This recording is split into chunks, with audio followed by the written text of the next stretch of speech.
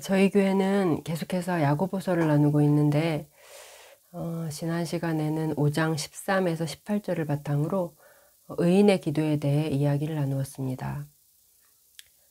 병든 자들을 구원하는 믿음의 기도에 대해서 그리고 믿음의 기도 또 의인의 간구가 얼마나 역사하는 힘이 큰지 우리는 엘리야의 예를 통해서 함께 살펴보았습니다. 오늘은 야고보서 마지막 시간인데요. 1년이 넘게 그동안 야고보서를 하면서 여러분에게 들려주신 하나님의 귀한 음성은 어떤 것이었는지요. 그리고 그것을 들으며 우리는 삶을 얼마나 그 삶의 방향을 바꾸었고 또 우리의 인격은 얼마나 변화되었는지를 한번 돌아보면서 하나님께서 들려주시는 음성에 순간순간마다 순종하는 그런 삶 되시기를 축복합니다. 오늘은 딱 두 구절인데요. 19절하고 20절을 제가 천천히 읽어보도록 하겠습니다. 야고보서 5장 19절에서 20절입니다. 내 형제들아, 너희 중에 미혹되어 진리를 떠난 자를 누가 돌아서게 하면 너희가 알 것은 죄인을 미혹된 길에서 돌아서게 하는 자가 그의 영혼을 사망에서 구원할 것이며 허다한 죄를 덮을 것임이라. 오늘 말씀 자체는 어려운 단어나 이런 게 없기 때문에 특별히 이해하시는데 어려운 점은 없으실 것 같습니다. 야고보서 5장의 19절, 20절은 야고보서를 마무리하는 마지막 부분인데요. 마무리로서, 서신의 마무리로서 수많은 바울 서신의 마무리하고는 많이 다르죠. 바울은 서신들을 마무리할 때 보통 어떻게 끝맺나요? 끝에 하나님과 주 예수 그리스도의 은혜가 함께 하기를 비는 그런 축원으로 마치는 경우가 많았죠. 그러나 야고보는 우리에게 마지막까지 실천적인 교훈을 주며 마무리합니다. 야고보서의 마무리답다는 생각이 드는데요. 야고보는 이렇게 부르면서 마지막 권면을 시작합니다. 내 형제들아. 야고보서의 형제들아 라고 부르는 것이 몇 번쯤 나올까요? 길지 않은 서신인데도 불구하고 무려 15번이나 나옵니다. 사도가 편지를 쓰는데 중간중간마다 이렇게 형제들아, 내 형제들아 라고 부르는 것이 여러 번 나온다는 것은 무엇을 말해주고 있는 것일까요? 저도 아이들에게 편지를 몇 번 써봤는데 무언가가 간절할수록 그리고 정말 어떤 것을 강조해서 이야기해주고 싶을 때 이 아이가 정말로 이 말은 귀담아 들었으면 하는 그런 말이 있을 때 이름을 많이 부르게 되더라고요. 그런데 말이다. 대찬아. 인생은 이러이러하단다. 대찬아. 이렇다는 걸 아니? 대찬아. 이렇게요. 아마 야고보 사도도 이런 마음이 아니었을까요? 저는 그렇게 한번 생각해 봅니다. 내 형제들아 라고 부른 야고보는 말합니다. 너희 중에 미혹되어 진리를 떠난 자가 있는데 그를 누군가가 돌아서게 하면 너희 중에 라고 말하고 있죠. 물론 이 진리를 알아야 된다는 면에 있어서 불신자들도 마땅히 복음의 진리를 듣고 알아야 되지만 야고보가 여기서 1차적으로 말하고 있는 대상은 교회 바깥에 있는 사람들이 아닙니다. 교회 회중입니다. 우리 같은 우리 가운데 어떤 자가 있다?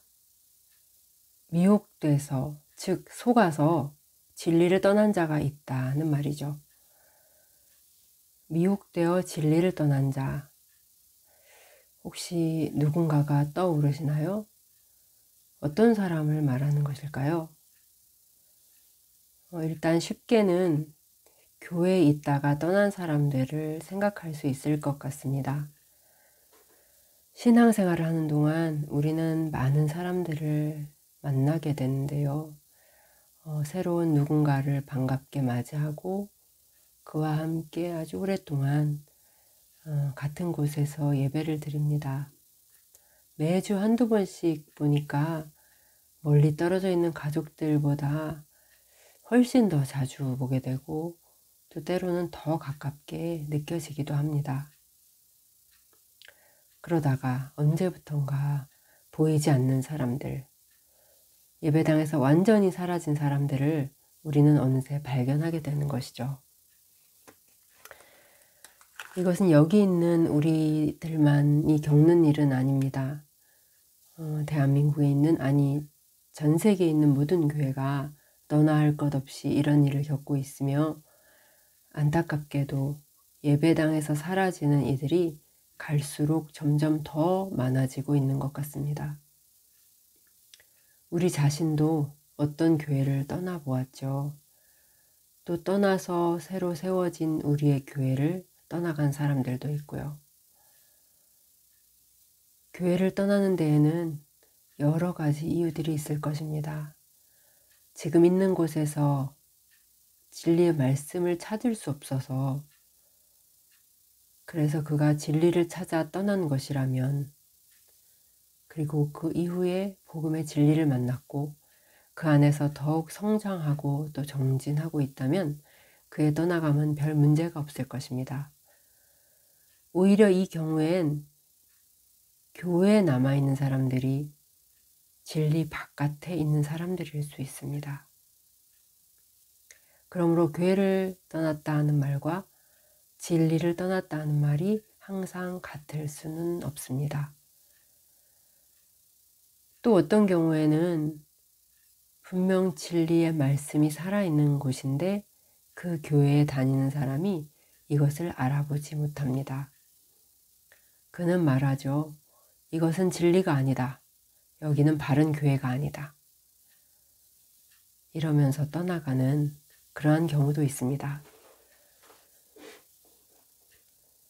참된 진리의 말씀이 없는 그런 교회임에도 불구하고 나는 바른 길을 걷고 있다고 확신하며 그 안에 계속 머무는 사람들도, 또 참된 교회가 분명함에도 이것을 알아보지 못하고 떠나가는 사람들도 모두 다 안타깝기는 마찬가지인 것 같습니다. 그러나 그저 안타깝다라고 말하기에는 이들의 선택은 너무나도 크고 중대한 결과를 초래합니다. 미혹되어라고 번역되어 있는 이 원어의 본래 의미는 그릇되다, 잘못되다입니다. 그러므로 조금 더 구체적으로 말하자면 진리를 떠나서 잘못된 길로 가고 있는 사람이라는 의미입니다. 그는 곧은 길을 떠나 구부러지고 어긋난 길로 가고 있습니다. 빛을 등지고 어둠을 향해 어둠 속으로 걸어 들어가고 있습니다. 그러나 어둠 속이기에 그는 자신이 가는 길을 보지 못합니다. 여러분도 다들 낯선 곳에서 길을 잃고 헤맨 적이 있으실 텐데요. 어떨 때는 정말 황당하게도 반대편 톨게이트로 나오기도 하죠. 그러나 내가 가려는 길과 전혀 다른 방향의 길로 갔다고 해서 그것이 우리에게 치명적이거나 우리의 목숨에 위협이 되지는 않습니다.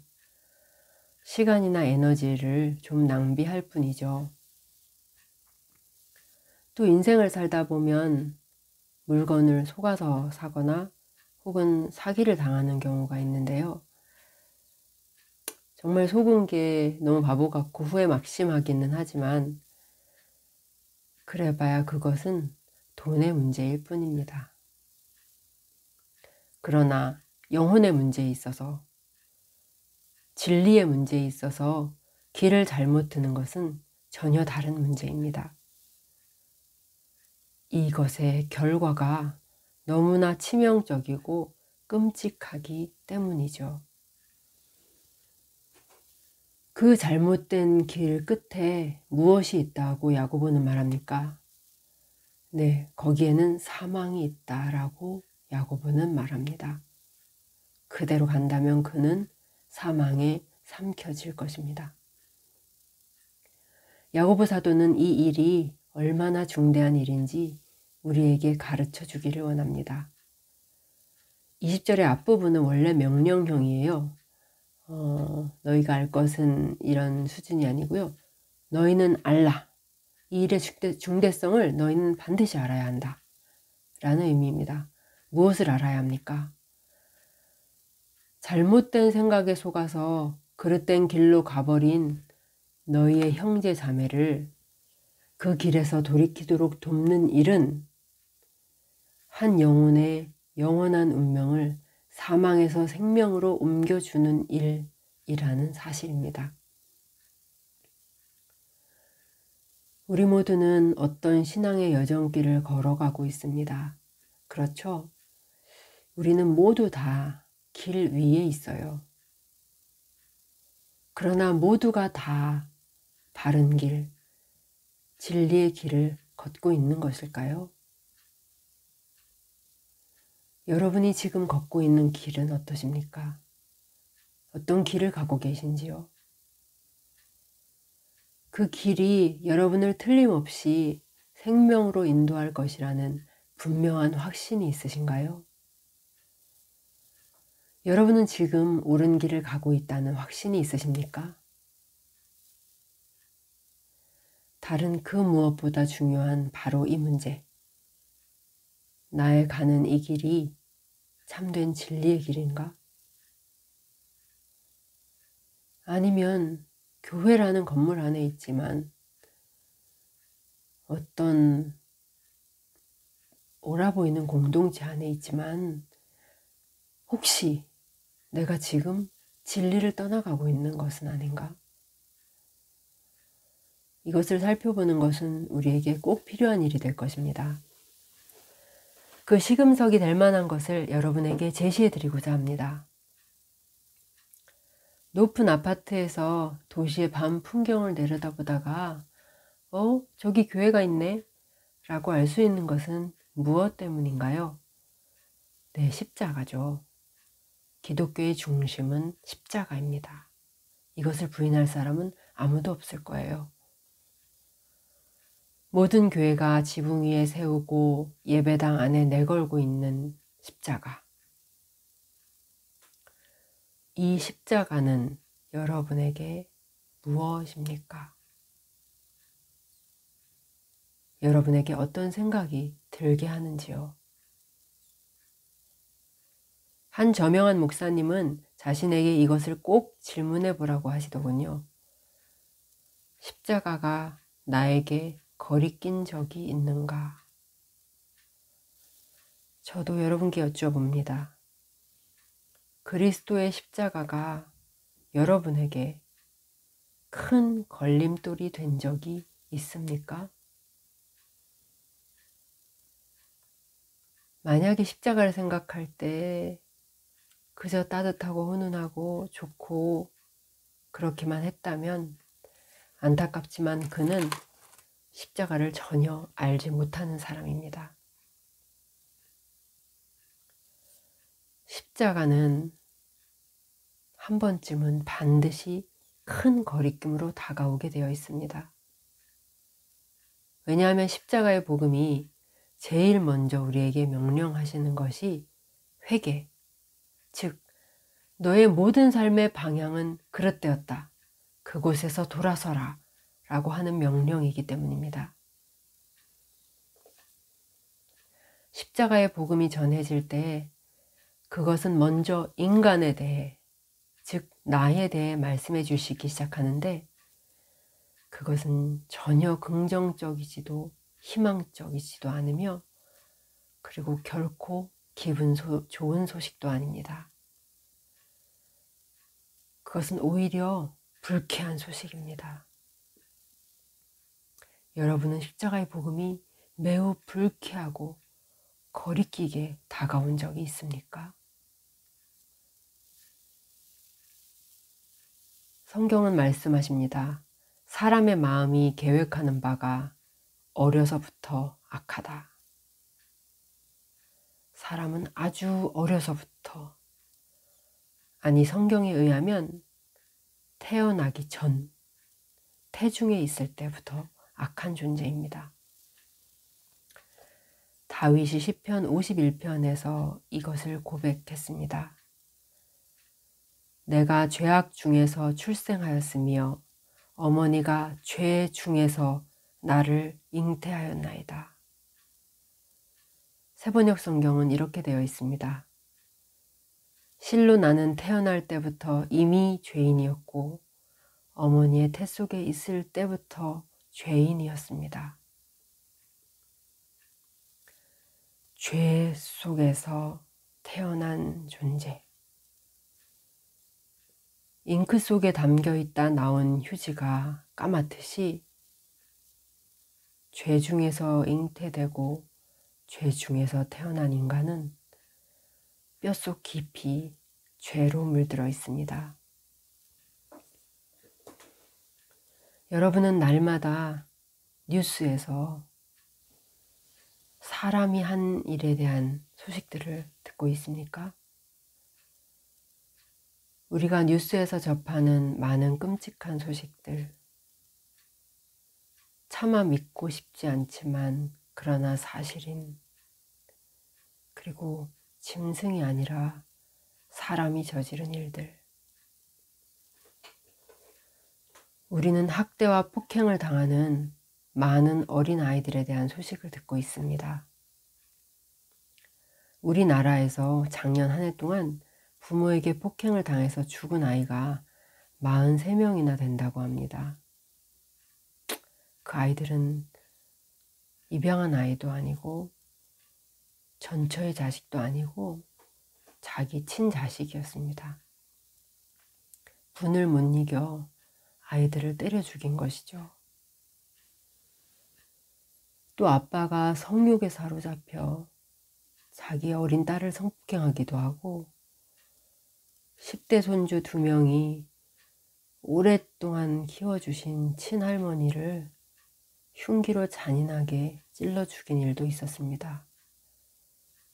잔소리를 하고 심부름을 시켜서 짜증이 많이 났다고 하네요.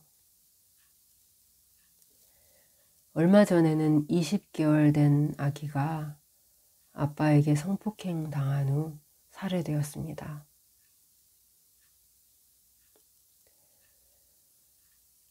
그런 기사들 밑에 많은 댓글들이 달리는데 자주 달리는 댓글은 이렇습니다.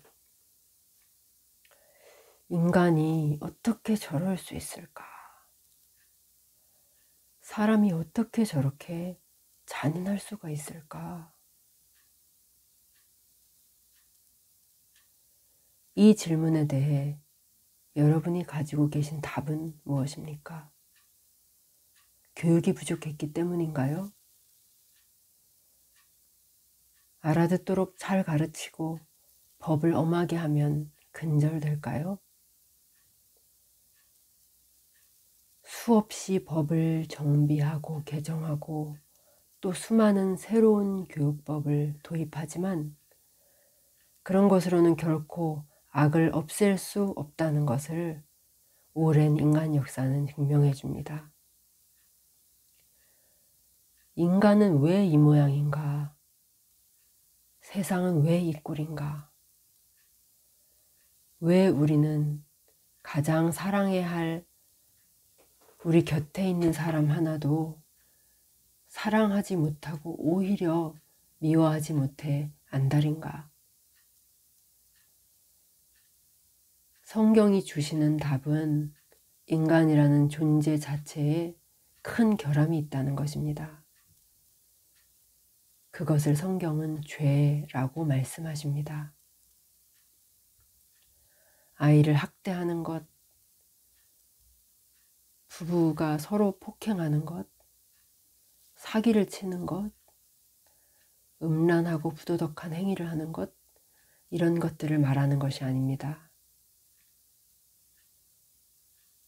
성경이 말씀하시는 죄, 근원적인 죄는 이런 것이 아닙니다.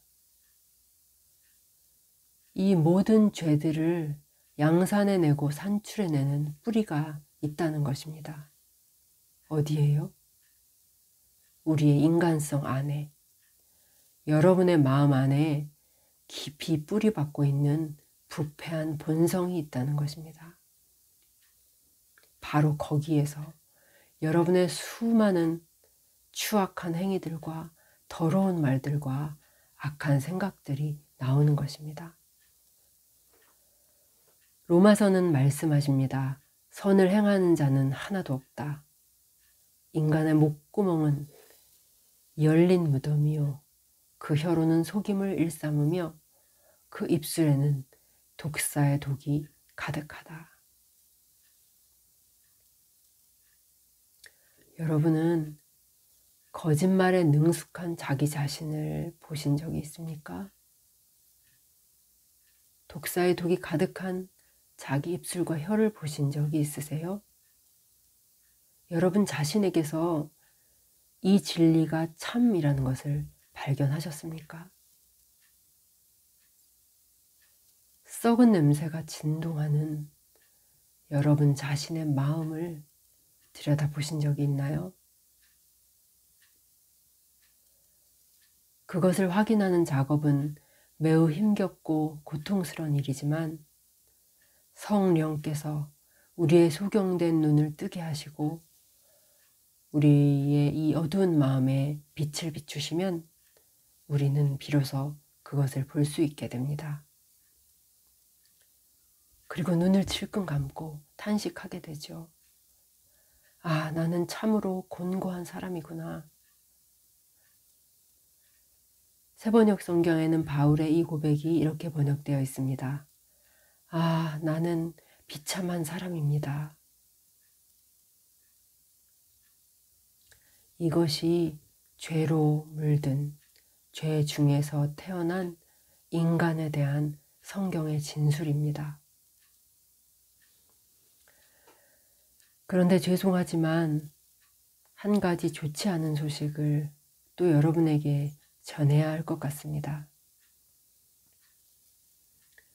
우리 안에 이 본성적 죄악은 악독할 뿐 아니라 매우 강력한 세력이라는 것입니다.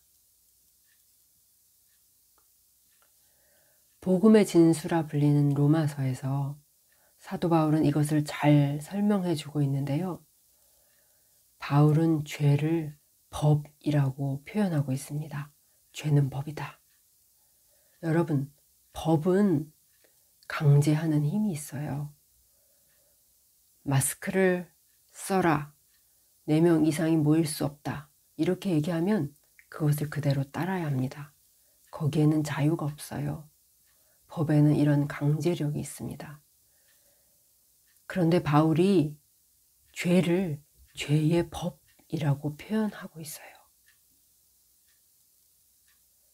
그만큼 이 죄가 우리에게 강력한 힘을 미치며 강제력을 가지고 있다는 것을 이야기해 주는 것입니다. 죄가 우리에게 다가오는 것을 바울은 사로잡는다라고 표현하고 있습니다. 죄는 우리를 사로잡습니다. 살짝 잡거나 부분적으로 잡는 것이 아니에요. 죄는 우리를 그물로 온몸을 올가매듯이 전방위적으로 우리를 강력하게 사로잡습니다. 여러분은 다윗을 잘 알고 있을 것입니다. 그는 하나님을 아는 사람이었고 하나님과 친밀히 교제하는 사람이었습니다. 그런데 어느 날 한 여인에 대해 부정한 욕망이 올라오기 시작했습니다. 다윗은 그렇게 하면 안 된다고 생각했을 것입니다. 저 여인은 내 부하의 아내야. 이건 아니야. 라고 분명히 생각했을 것입니다. 그러나 그 마음 안에서 죄와 정욕이 무서운 속도로 휘몰아쳐 오자 이 사람 다윗은 결국 그 유혹에 굴복하고 말았고 부하의 아내와 간음을 저지르고 말았습니다. 그러나 죄는 나는 여전히 배가 고프다 라고 말하며 이 간음의 가속을 붙여 결국 다윗으로 하여금 그 죄를 은폐하기 위해서 자신의 충성된 부하를 살해하는 지경에까지 다다르게 한 것입니다.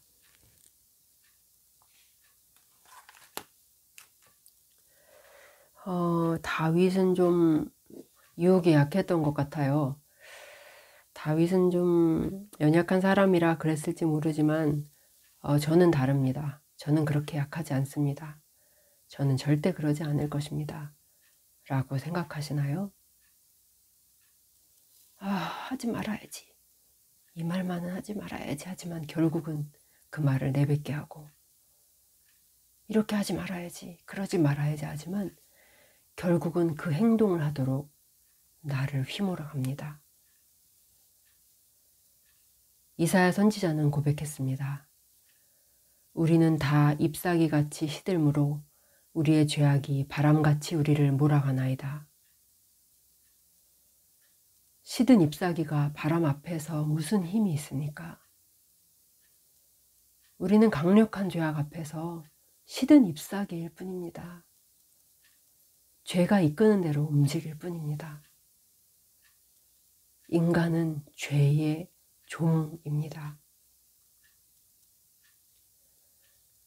이 악하고 강력한 죄가 늘 우리를 굴복시켜서 승리의 개가를 부르며 우리로 종노릇하게 하는 것입니다. 그래서 성경이 우리로 너희는 죄의 종이다 라고 말씀하시는 것입니다. 정말 죄와 정말 하나님 안에서 성령으로 거듭나서 죄를 미워하며 죄와 끈질기게 피 흘리기까지 싸워본 사람들은 알 것입니다. 이 죄가 얼마나 강력한지, 그리고 그에 비해 나는 얼마나 무력한지. 이런 우리가 그 죄에서 우리 스스로를 구원할 수 있겠습니까? 우리가 우리 스스로를 깨끗하게 할 수 있겠습니까? 성경은 만약에 표범이 그의 반점을 변하게 하고 흑인이 그의 피부색을 변하게 할 수 있다면 죄에 익숙하고 죄에 물든 너희도 선을 행할 수 있을 것이다 라고 말씀하십니다. 우리는 바울의 고백과 같이 참으로 곤고하고 가난한 사람입니다. 무력하고 절망적인 존재입니다. 인간이 아무리 자유롭다고 스스로 떠버려도 실제로는 종일 뿐입니다. 우리는 죄의 종이요, 죄의 노예입니다. 이러한 죄는 우리를 어떤 처지에 있게 할까요? 성경은 우리의 죄가 하나님과 우리 사이를 갈라놓았다라고 말씀하십니다. 갈라놓았다. 그러므로 우리는 하나님 앞에 있지 못합니다. 우리는 하나님의 면전에서 쫓겨난 자예요. 거룩하신 하나님과 죄인인 우리 사이에는 결코 건널 수 없는 큰 구렁이 있습니다. 또 우리의 죄는 하나님의 얼굴을 가린다고 이사야 선지자는 말합니다. 구름이 해를 가리면 해를 볼 수 없듯이 우리의 죄는 하나님의 얼굴을 가려서 우리로 하나님을 볼 수 없게 합니다. 그런 우리에게 남은 것은 거룩하신 창조주의 심판과 진노뿐입니다. 죄인인 우리는 영원한 생명을 박탈당하고 죽음 속으로 던져지는 일뿐입니다. 우리가 얼마나 절망적인 상태인지 아시겠습니까? 여러분은 복음 안에서 이 진리를 깨달으셨나요? 구원의 시작은 무엇입니까?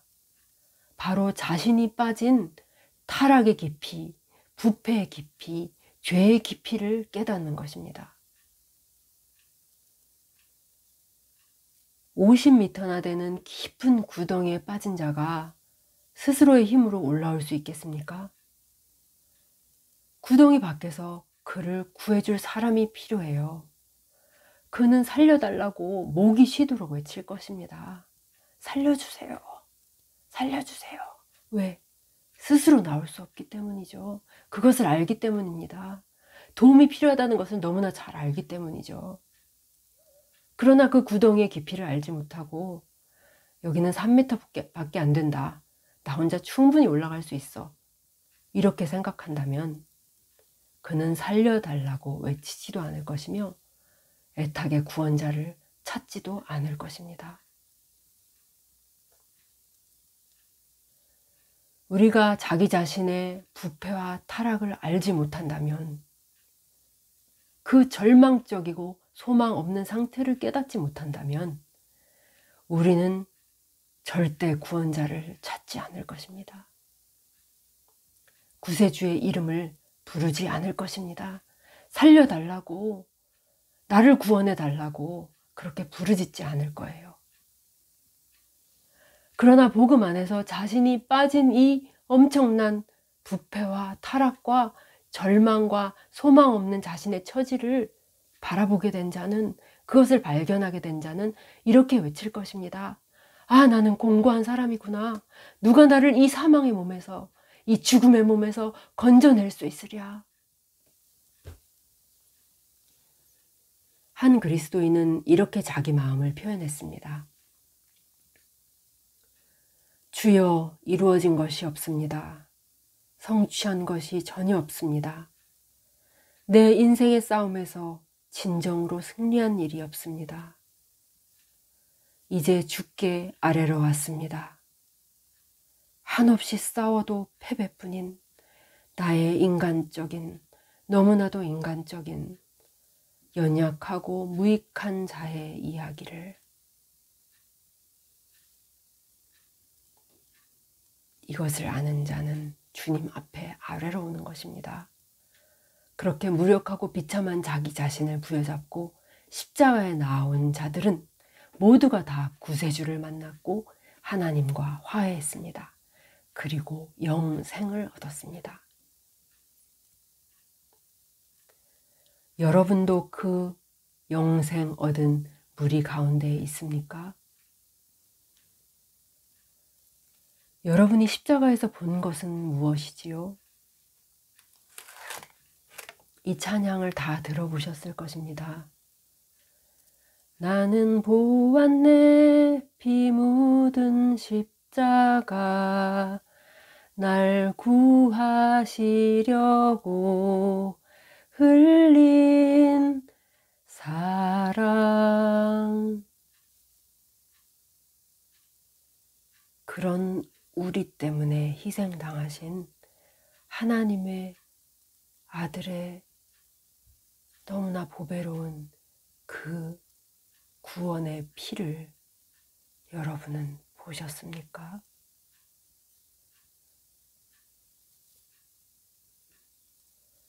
여러분은 가공할 만한 위력의 로켓포가 어떤 목표물을 조준하는 그런 장면을 보신 적이 있을 것입니다. 무슨 일이 벌어질까요? 그 목표물은 곧 박살이 나고 그 주변은 불바다가 될 것입니다. 그런데 갑자기 이 로켓포가 방향을 바꾸더니 다른 것을 조준하기 시작합니다. 그리고 그곳을 향해 쏘았습니다. 십자가에서 일어난 일이 이와 같습니다.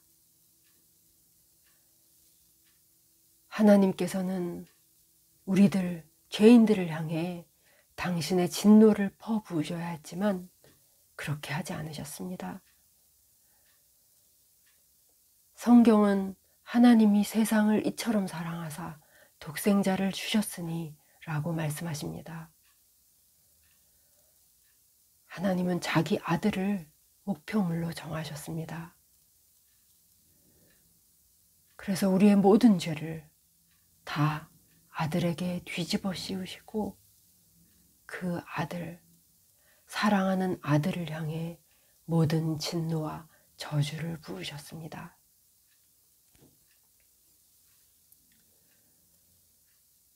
그리스도께서는 죄를 향해 타오르는 아버지의 진노가 얼마나 무섭고 두려운 것인가를 너무나 잘 알았기에 죄가 되어 심판받는 그 시간이, 십자가의 그 시간이 오지 않기를 간절히 바라셨습니다.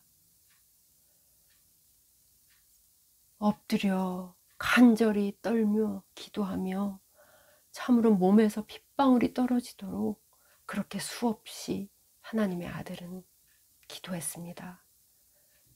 그 잔이 그냥 지나가길 바랬습니다. 그러나 예수 그리스도께서는 이것을 위해 내가 세상에 왔다 라고 말씀하시며 기꺼이 그 일에 자신을 들이셨습니다. 자신의 살과 자신의 피와 자신의 모든 것을 내어주셨습니다. 모든 고통이 그분의 몸과 그분의 영혼을 훑어내리고 난 후 주님은 이렇게 말씀하셨습니다. 다 이루었다.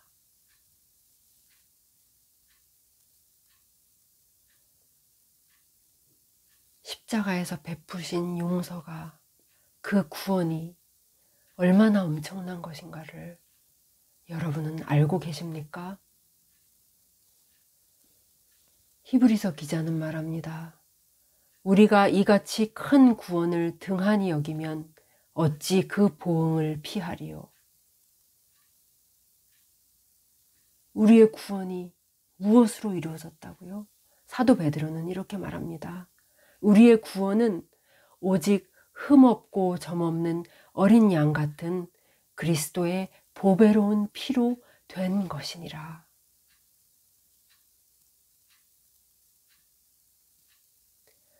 여러분은 하나님의 어린 양이 치르신 값과 흘리신 그 피의 보배로움을 정녕 알고 계십니까? 그 피 속에 가득한 하나님 아버지와 구주 예수 그리스도의 크신 사랑을 알고 계신가요? 그것을 아는 사람이 어떻게 세상을 섬기고 어떻게 세상을 사랑하겠습니까?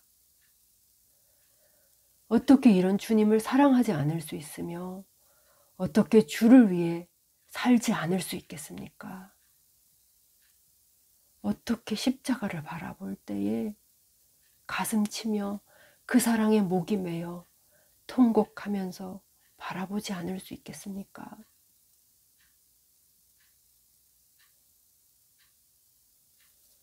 기독교는 무엇이며 기독교의 신앙은 무엇입니까? 기독교는 바로 십자가를 아는 것이며 이분을 아는 것입니다. 속죄의 어린 양, 구원의 반석, 구세주로 오신 귀하신 그분, 내가 곧 길이요 진리요 생명이라고 선언하시는 하나님의 아들을 만나는 것입니다.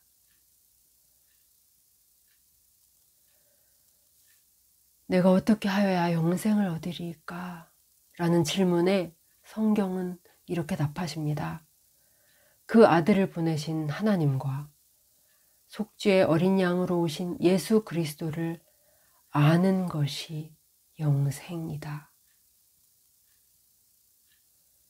그러므로 이것을 알지도 체험하지도 못한 자들은 영생 안에 있는 자들이 아닙니다. 이 길이 아닌 다른 길을 가는 자는 누구를 막론하고 다 미혹되어 사망으로 향하고 있는 것입니다. 교회에 다니고 예배에 빠지지 않는다고요? 어렸을 때부터 다녔다고요? 무슨 직분이 있다고요? 놀라운 성경 지식이 있다고요? 그러나 교회 안에 이 예수 그리스도의 십자가의 사랑을 정녕 깨닫지 못하고 그 주님을 만나지 못한 자들이 얼마나 많은지, 그리고 교회 안에 모든 지식에 열심히 있되 오직 십자가의 복음을 제외한 모든 것에 열심히 있는 사람들이 얼마나 많은지, 십자가의 복음을 제외한 모든 것에만 충성하고 헌신한 사람들이 얼마나 많은지 알고 계십니까? 그들은 헬라어와 히브리어를 공부하고 예수님 당시의 중근동 지방의 문화와 언어를 열심히 연구합니다. 성경 해석하는 법을 배우고 여러 가지 신학을 공부합니다. 또 수많은 봉사와 헌신을 하기도 합니다. 많은 헌금을 내기도 하죠. 다 좋습니다. 그런데 그리스도의 피, 그리스도의 십자가는 그들에게서 항상 저 뒤로 밀려나 있습니다.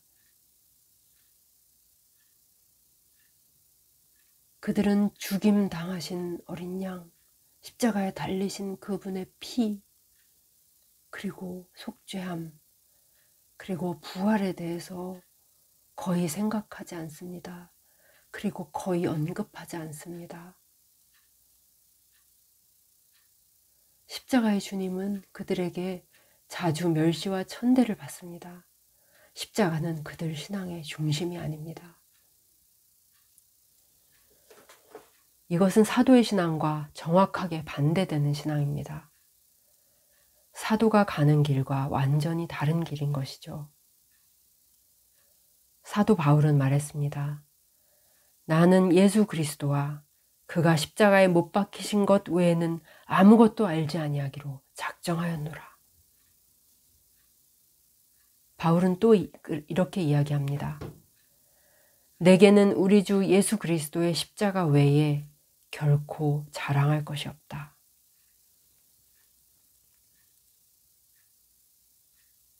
여러분도 나에게는 예수 그리스도의 십자가 외에는 결코 자랑할 것이 없습니다.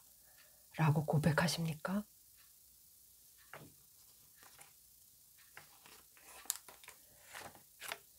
예수 그리스도를 아는 것이 여러분에게 가장 중요한 일 맞습니까? 그래서 그분의 십자가를, 그분의 사랑을 알기를 간절히 원하시나요? 우리가 자주 부르는 찬송가 가사처럼 말입니다. 내 평생의 소원, 내 평생의 소원, 대속해 주신 사랑을 간절히 알기 원하네. 여러분의 소원도 이와 같습니까? 우리가 십자가의 대속의 사랑을 간절히 알기 원하며 또 예수 그리스도를 아는 지식에서 점점 자라가고 있다면 그렇다면 우리는 진리의 길, 바른 길을 걷고 있는 것입니다. 십자가의 주님이 여러분을 생명으로 끝까지 인도하실 것입니다. 그러나 그렇지 않다면 나는 나에게 구세주가 왜 그렇게 필요한지 잘 알지 못하고 그렇게 간절히 주님을 찾은 적도 없으며 십자가에서 보여주신 그 사랑에 감격하며 눈물 흘리며 감동받는 일도 없다면, 그 사랑을 알지도 못한다면 여러분은 어디에 서 있는 것입니까? 자신의 상황이 그러한데도 나는 천국 가는 길, 구원의 길에 서 있노라며 계속 그 길을 가고 있다면 여러분은 속히 돌이켜야 합니다. 여러분은 지금 잘못된 길을 가고 있습니다. 그 길에서 돌이켜 예수 그리스도께로 가야 합니다. 다시 복음 앞에 서야 합니다. 신앙의 길을 갈 때 우리에게 꼭 필요한 것은 가던 길을 잠깐 멈추고 잠깐 서서 생각해 보는 것입니다. 누구든 예외가 없습니다. 그냥 아무 생각 없이 그냥 그 길을 계속해서 가는 것이 때로 얼마나 위태로운 일인지 우리는 알아야 합니다.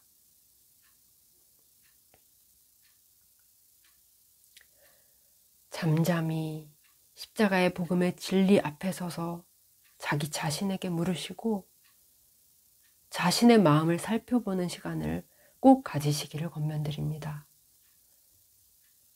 예수 그리스도와 나는 어떤 관계인가? 나는 정녕 그분을 아는가? 내게는 그분이 너무나 필요한가? 나는 그것을 아는가? 이것은 너무나도 중대한 문제입니다. 여러분이 모두 이 시간을 꼭 가지시고 정말 다시 한번 복음 앞에 서는 자신의 모든 것을 다시 한번 생각해보는 그런 시간을 꼭 가지시기를 권면합니다. 이제는 거듭나서 이 진리 위에 있다는 확고한 확신이 있는 분들에게 권면드리기 원합니다. 이 복음의 진리 위에 날마다 더 확고하게 서시고 십자가에 달리신 주님 안에서 흘러나오는 사랑을 더욱 알아가고 맛보며 살아가시기를 축복합니다. 그 사랑이 나를 이끄는 것이고 그 사랑이 나를 움직이는 것입니다.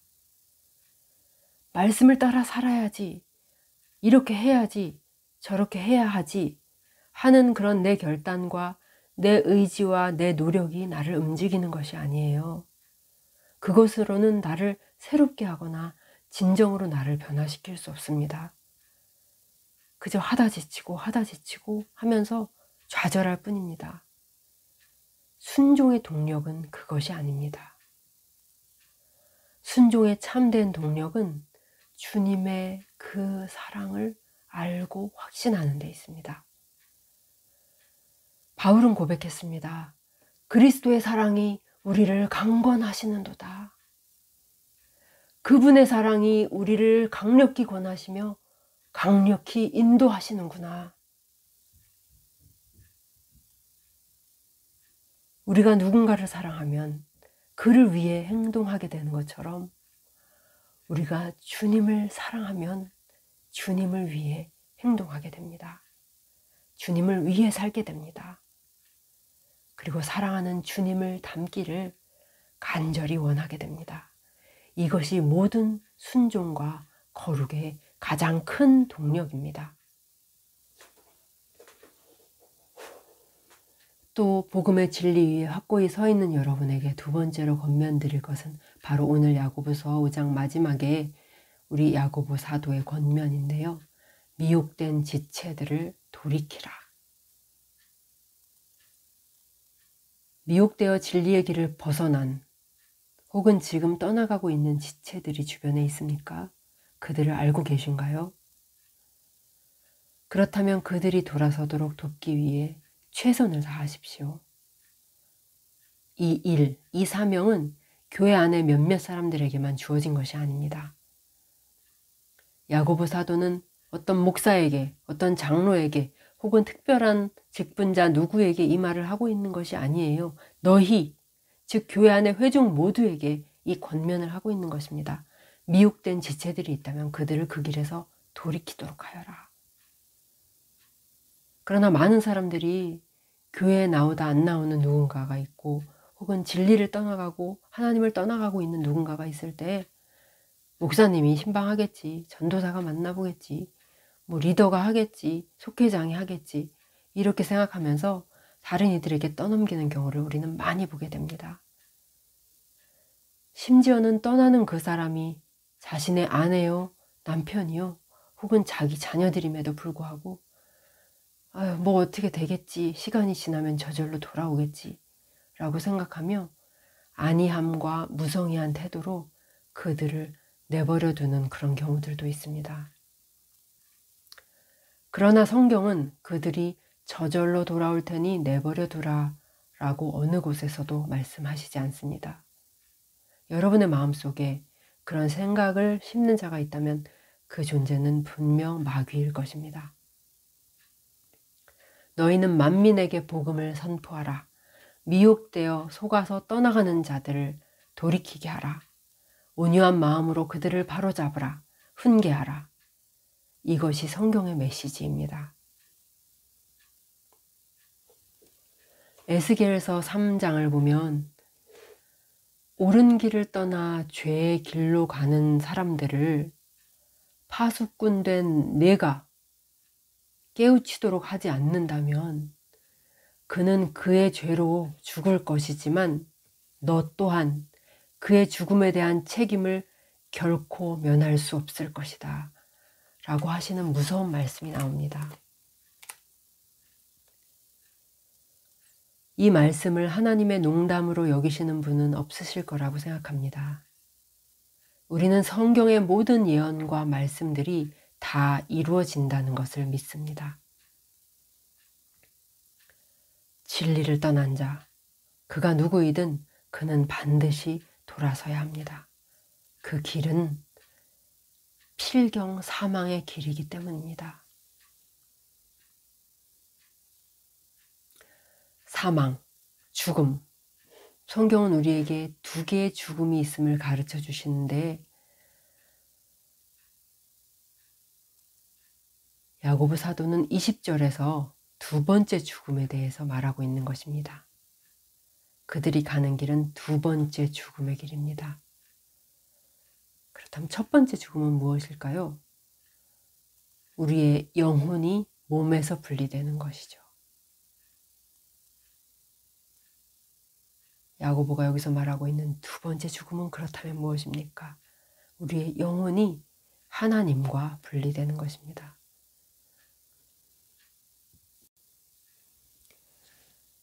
진리를 떠난 자, 그가 누구이든 그는 반드시 돌아서야 합니다.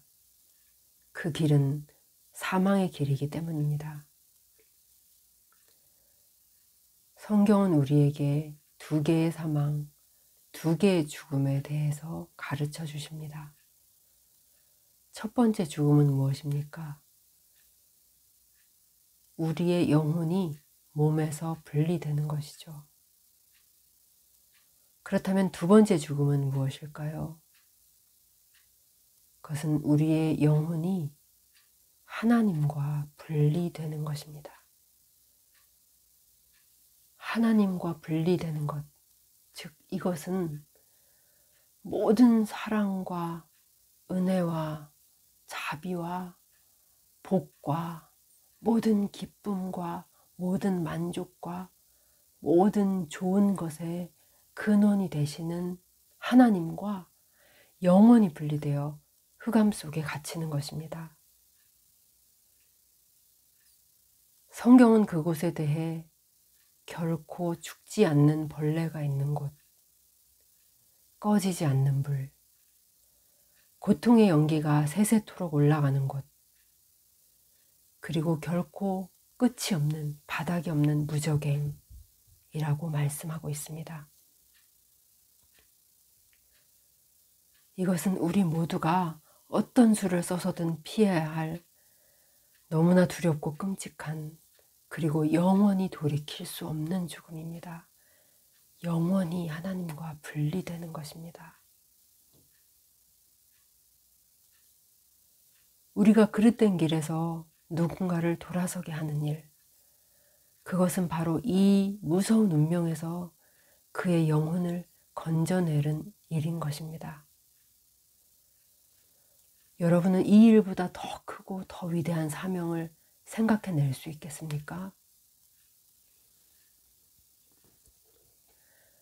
야고보 사도가 이 서신의 끝 마무리에서 우리에게 권면하는 이 큰 권면이 우리의 가슴 깊이 새겨지기를 원합니다. 우리가 참으로 사람을 낚는 어부가 되기를 소망합니다. 그 힘과 능력을 공급받기 위해서 오늘도 내일도 주님 달리신 십자가를 내가 바라봅니다. 그 무엇보다 이 낮고 천한 땅에 오셔서 십자가에 달리신 주 예수 그리스도의 사랑을 알게 하시고 그 사랑이 내 사랑이 되어 사망의 길 위에 서 있는 잃어버린 영혼들을 향해 훨훨 타오르게 해주시기를, 복음을 떠난 내 사랑하는 가족들과 형제 자매들, 그리고 우리가 알고 기도하는 모든 이들을 그 길에서 돌이키는데 우리를 사용해 주시기를, 우리에게 힘과 능력과 입술의 지혜를 주시기를 모두 마음 모아서 잠시 기도하겠습니다.